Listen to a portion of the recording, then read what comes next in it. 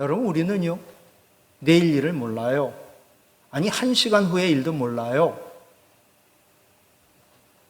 요나도 하나님 말씀하시면 잠자코 순종하는 것이 그에게 가장 최상의 삶이었죠. 오늘 말씀 첫 번째, 하나님은 우리를 사랑하사 지금도 말씀하시고 우리에게 모든 것을 예비해 놓으셨습니다. 1절 말씀 보면 여호와의 말씀이 아미떼의 아들 요나에게 임하니라. 요나야, 너는 니느웨로 가. 그리고 니느웨 사람들에게 회개하라고 외쳐. 그래서 그들이 회개하면 내가 그들의 죄를 용서할 거야. 여러분, 니느웨가 어떤 곳인 줄 알죠? 이스라엘을 괴롭히는 강대국 아수르의 수도예요. 근데 그곳에는 하나님 믿지 않는 불경건한 자들이 가득한 성읍이에요. 그런데 그곳엔 좌우를 분별하지 못하는 12만여 명이 아이들, 그들이 있는데 한꺼번에 심판하는 게 사랑의 하나님 마음이 너무 아픈 거예요.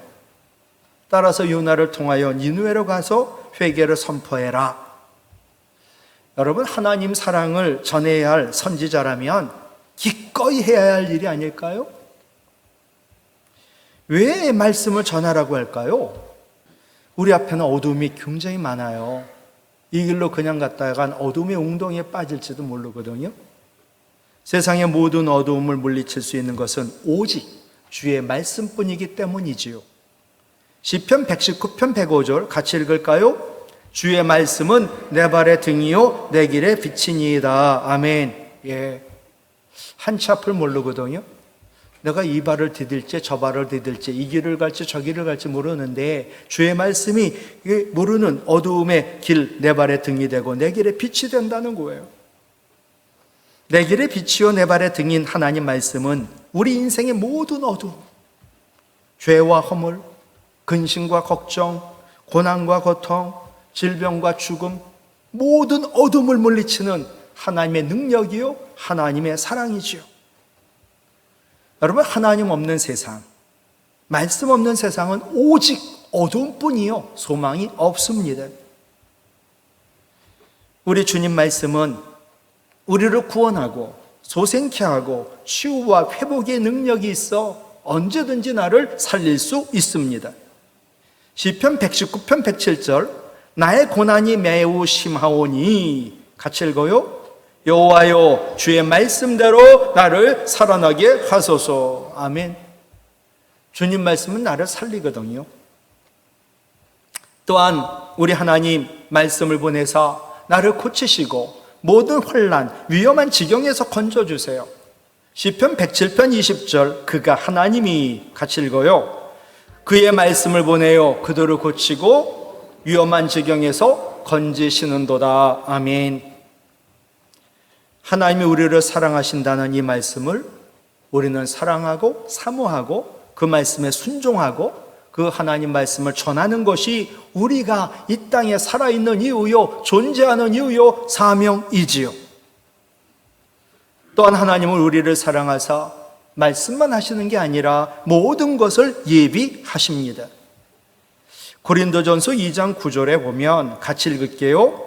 하나님이 자기를 사랑하는 자들을 위하여 예비하신 모든 것은 눈으로 보지 못하고 귀로 듣지 못하고 사람의 마음으로 생각하지도 못하였던 함과 같으니라. 여러분, 하나님이 예비한 것은요 우리가 눈으로도 보지 못하고 귀로도 듣지 못하고 마음으로 생각하지 못한 것, 그것까지 다 예비하시는 분이세요. 오늘 요나서를 봐도 요나가 배에 빠져요. 바다에 빠져요. 근데 하나님이 예비하신 것이 오늘 요나서에 4번이 나와요. 첫째, 요나서 1장 17절 여호와께서 이미 큰 물고기를 예비하사 요나를 삼키게 하셨으므로 요나가 밤낮 3일을 물고기 뱃속에 있었다.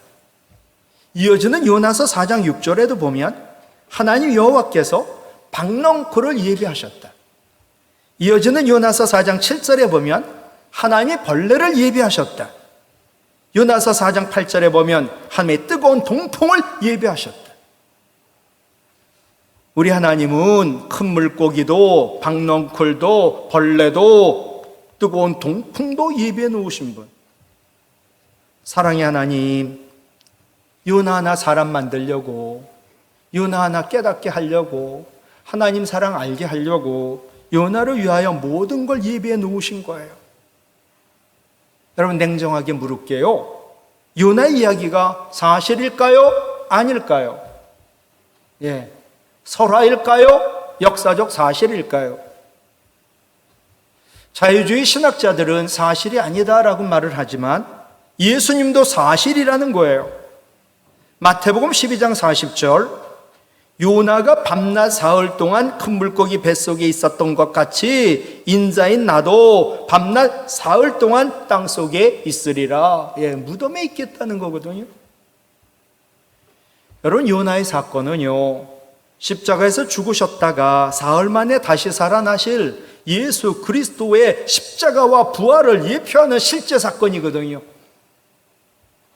큰 물고기, 박넝쿨, 벌레, 동풍을 예비하신 하나님, 지금도 우리를 사랑하셔서 예수 그리스도를 예비하셨고 죄인인 우리 죄를 대신 지게 하시고 십자가에 죽게 하심으로 예수 그리스도를 믿는 우리는 구원을 받게 되었죠. 여러분, 물어볼게요. 정말 예수님만이 그리스도요? 메시아요? 나의 구원자인가요? 진짜 예수님이 하나님이신가요? 예수님을 그리스도요, 살아계신 하나님의 아들, 지난주 오예배 때 말씀드렸죠. 하나님의 아들이 예수요, 예수가 그리스도요, 이분이 복음이다. 그죠? 예. 예수님이 그리스도요, 살아계신 하나님의 아들. 이 아들은 낳은 아들이 아니라, 예, 헬라의 뜻 가운데 동등하다라고 말씀드렸어요. 예수님은 나를 위하여 죽으시고 부활하신 나의 영원한 구원자, 그리고 이분은 하나님. 예수님이 그리스도요, 살아계신 하나님의 아들이신 표적이 뭘까? 마태복음 12장 39절 이어지는 말씀이에요. 악하고 음란한 세대가 표적을 구하나 선지자 요나의 표적 외에는 보일 표적이 없느니라. 당신 예수 맞아? 당신이 그리스도 맞아? 그리고 당신이 하나님 맞아? 그 증거인 표적을 보여줘. 근데 예수님은 모든 병자와 모든 약한 자를 다 고쳤거든요. 아니, 죽은 자도 살렸거든요. 모든 귀신 들린 자 다 내쫓았거든요. 그런데도 예수가 그리스도인 걸 안 믿고 하나님인 걸 안 믿는 거예요. 다른 표적을 보여달라. 그래서 예수님 딱 한 말씀 하셨죠. 선지자 요나의 표적밖에는 없어. 여러분, 요나의 표적은 바로 예수님의 십자가의 표적이지요. 이어지는 마태복음 12장 41절, 요나보다 더 큰 이가 여기 있다. 예수님 말씀하시는 거예요. 여러분, 요나는 불순종으로 인한 하나님 징계로 물고기 뱃속에서 산채로 지냈으나 우리 예수님은 죄인인 우리를 위하여 십자가에서 죽으시고 무덤에 계셨어요. 예. 죽은 척한 게 아니에요. 진짜로 죽으셨어요. 요나는 억지로 생명과 사랑의 회개를 전했으나 예수님은 생명과 사랑 그 자체세요. 그리고 전한 게 아니라 우리에게 영원한 생명과 영원한 사랑을 주셨지요.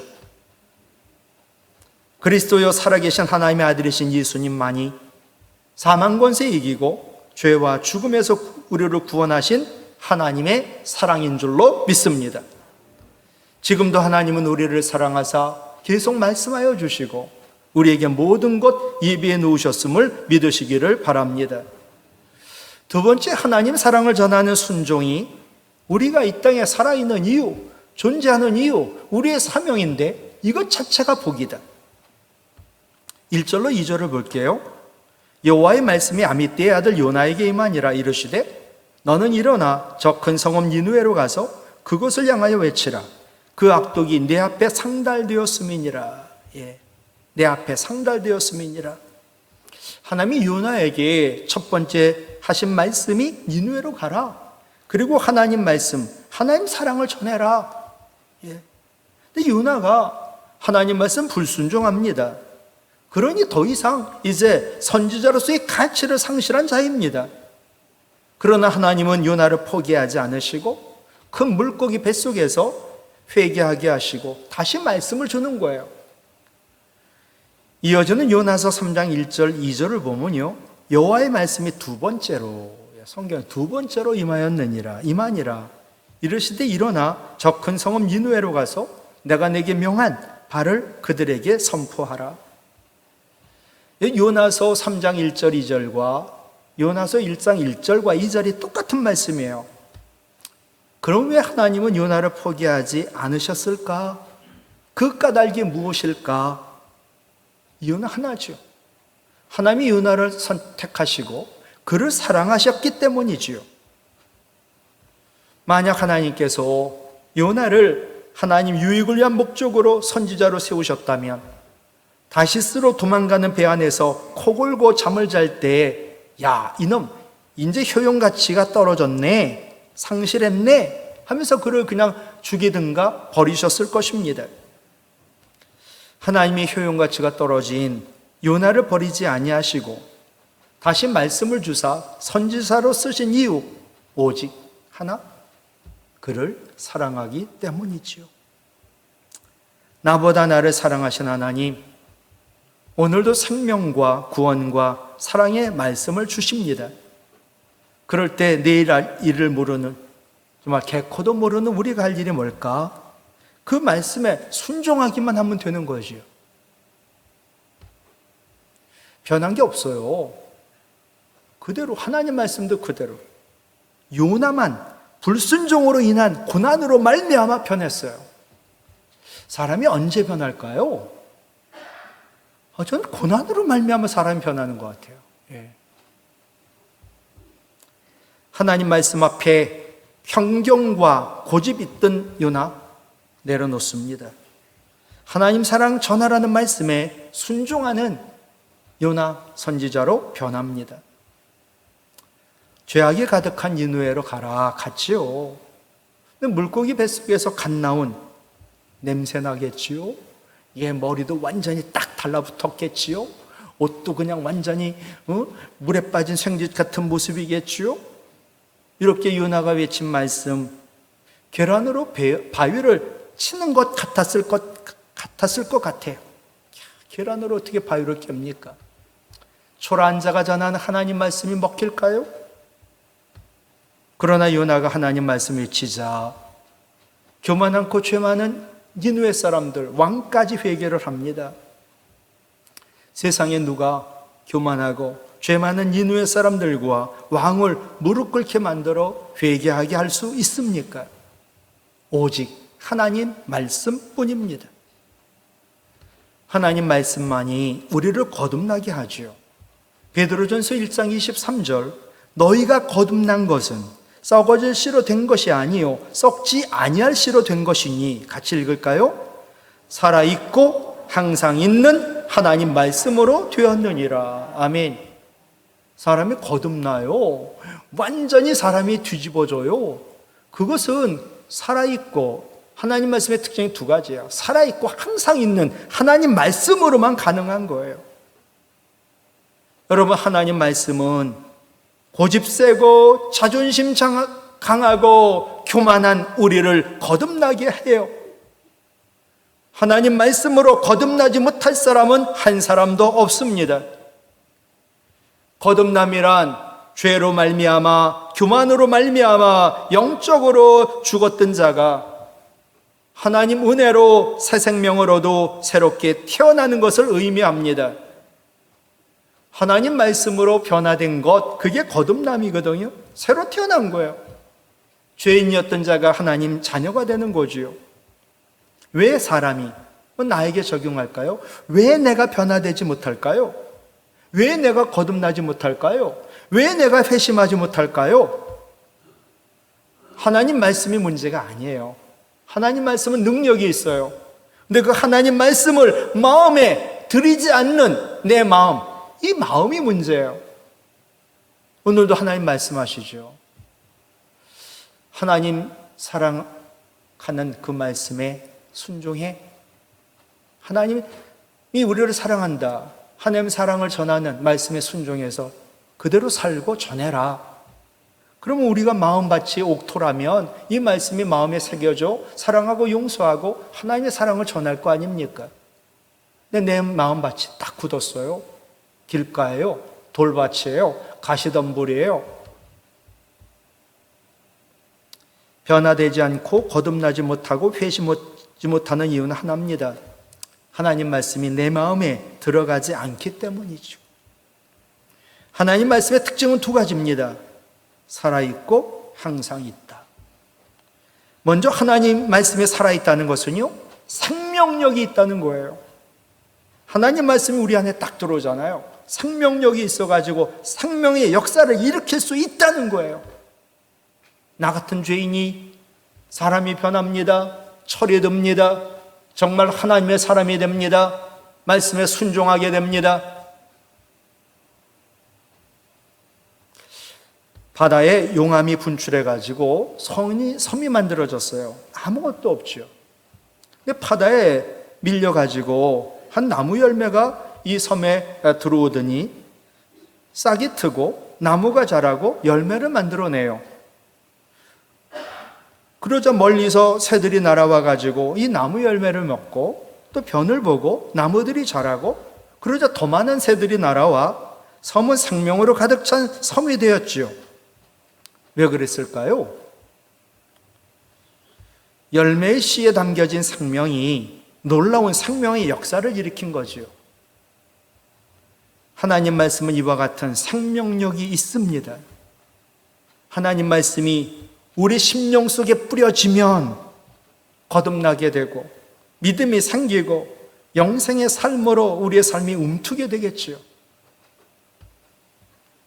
에스겔 골짜기처럼 그곳에 말씀이 선포되면 죽은 영혼들이 살아나고 그들이 힘을 얻고 능력 있는 그리스도의 군사로 거듭나고 세워지겠죠. 또한 하나님 말씀은 항상 있는 말씀입니다. 항상 있다는 게 뭘까요? 여러분, 하나님 말씀은요, 피었다 지는 풀의 꽃과 다릅니다. 영원히 시들지 않습니다. 그 생명력이 지속되는 생명 그 자체요, 영원하기 때문이지요. 우리가 거듭났어요. 중생했어요. 이유는 영원히 효력 있는 살아있는 하나님 말씀으로 되어진 까닭에 우리가 우리의 구원을 확신할 수 있는 거지요. 고난과 역경과 아픔과 고통 가운데서도 말이죠. 사람은 3번 태어나야 한다라고 말합니다. 어머니 뱃속에서 육신의 태어남이 첫 번째 태어남이요, 말씀으로 거듭남이 두 번째 태어남이요, 말씀으로 거듭난 후에 사명을 발견하는 것이 세 번째 태어남입니다. 우리를 사랑한다는 하나님 말씀으로 거듭난 우리, 이제는 하나님 말씀을, 사랑을 전하는 순종이 우리의 사명이요, 그 자체가 복인 줄로 믿습니다. 목회를 하면서 가장 힘든 게 뭘까? 사랑하고 용서하며 하나님 사랑을 전하는 순종이에요. 참으로 어렵지요. 그러나 예수 믿는 우리는 세상 사람과 다르고 또 달라야만 해요. 세상 사람들이 사랑하지 못하고 용서하지 못해도 우리는 사랑하고 용서해야 되지요. 생명력 있는 말씀이 나를 거듭나게 하고 지금도 하나님 말씀이 우리 심령 가운데 심어진다면 우리는 왜 사랑하고 용서해야 합니까?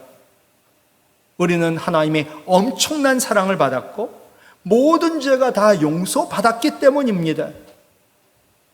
그래서 하나님 사랑과 용서를 받지 못한 세상 사람들과는 출발이 다르고 가치관과 철학이 다르고 사명이 다르기 때문에 우리는 사랑하고 용서하는 것이 사명이지요. 마태복음 18장에 보면 예수님 말씀하셨어요. 1만 달란트 탕감받았다. 그게 우리예요. 아니, 구체적으로 예수님이 화폐 단위로 죄 탕감받은 것을 얘기한 것은 이것이 처음이지만, 물론 이것으로도 하나님의 사랑과 용서를 가늠할 수 없지만 1만 달란트라는 것은 매일같이 하루하루 일하는 것이 1데나리온이거든요. 근데 10,000달란트 하면 6천만 데나리온이에요. 이것을 지금 돈으로 환산하면 적어도 6조 원이 넘거든요. 1만 달란트 사랑과 은혜로 죄사함을 받았기에 빚다내려 빚진 자를 사랑하고 용서해라. 그것이 기독교 윤리다. 여러분, 윤리라는 뜻이 뭔지 아세요? 마땅하고 당연히 할 일이야 라는 뜻이거든요. 우리는 1만 달란트 탕감받은 자예요. 나에게 상처를 주고 아픔을 준 사람은 빚다내려 빚진 자예요. 여러분, 1만 달란트와 빚다내려의 비가 제가 말씀드렸죠. 60만 대 1이라고 말씀드렸죠. 60만 개를 받았어요. 한 개 나를 빚진 자를 용서 못하는 거예요. 그거 용서 못하면 1만 달란트 탕감 없다, 예수님 말씀하셨거든요. 왜 하나님이 바리새인을 버리셨을까요? 바리새인들은요, 세리는 11조도 안 하는데요, 저는 11조 철저히 하거든요. 저는 일주일에 2번 금식하거든요. 자기 죄는 회개하지 않고 자기 의의를 자랑하고 다른 사람을 사랑하고 용서하는 게 아니라 정죄했기 때문이지요. 우리도 마찬가지예요. 내가 말씀으로 거듭났다. 여러분, 계속 말씀으로 거듭나야 돼요. 매일 말씀을 읽고 듣고 순종해야 돼요. 그래야 하나님 사랑을 실천할 수 있고 전할 수가 있어요. 어느 며느리가 결혼하고 처음 시아버지한테 첫상을 정성껏 준비했는데 그만 밥이 안 돼가지고, 아버님, 밥이 잘 안 됐어요. 밥을 했는데 밥도 아니고 죽도 아니에요. 그러자 시아버지가, 내가 오늘 몸이 안 좋은데 그래서 밥도 먹기 싫고 죽도 먹기 싫은데 정말 밥도 죽도 아니라니까 정말 잘 됐다, 먹고 싶다. 그래서 2공기 먹었다는 거예요. 여러분, 사랑과 용서가 굉장한 것 같지만 굉장한 것 아닌 것 같아요. 야, 사랑하고 용서하는 건 굉장한 거야. 근데 넌 못해. 우리를 속이는 게 사탄막이죠. 또 자존심 있잖아. 미안하다고, 잘못했다고, 사랑한다고, 용서한다고, 용서해달라고 너 할 수 있냐? 우리가 1만 달란트 받은 하나님의 엄청난 사랑과 용서로 살 때 100데나리오 빚진 자를 용서하며 사랑하고 하나님 사랑을 전할 수가 있지요. 여러분, 요셉의 위대함은 그가 노예로 팔려가 감옥에 들어간 죄수였다가 총리가 된 것이 아니라 총리를 넘어 그가 형들을 용서하고 하나님 사랑 전한 것이 요셉의 위대함이었습니다. 욥의 친구들이 욥을 찾아왔지요. 야, 네가 죄를 짓지 않고서는 이런 엄청난 고통을 당할 수 없어. 인과응보적인 정죄를 했지요. 그래서 욥기가 계속 그렇게 이어져요. 41장까지. 그러다 욥이 드디어 자기의 의의를 회개합니다. 그리고 친구들을 용서하며 욥기 42장 10절, 그 친구들을 위하여 기도할 때 여호와께서 욥의 공경을 돌이키시고 여호와께서 욥에게 이전 모든 소유보다 갑절이나 주신지라. 아멘. 엄청난 하나님의 사랑과 용서를 받은 우리가 사랑하고 용서하는 것, 하나님의 사랑을 전하는 순종이요, 그래야 나의 몸에, 나의 삶에 치유와 회복이 일어나고 갑절에 복이 임하고 하나님 사랑을 전할 수 있는 줄로 믿습니다. 말씀 마칠게요. 우리를 사랑한다는 하나님 말씀을 매일 묵상하고 마음으로 듣고 순종하는 날마다 거듭남의 삶으로 사랑하고 용서하여 치유와 회복을 경험하며 하나님의 놀라운 사랑을 전하시기를 주님의 이름으로 부탁을 드립니다.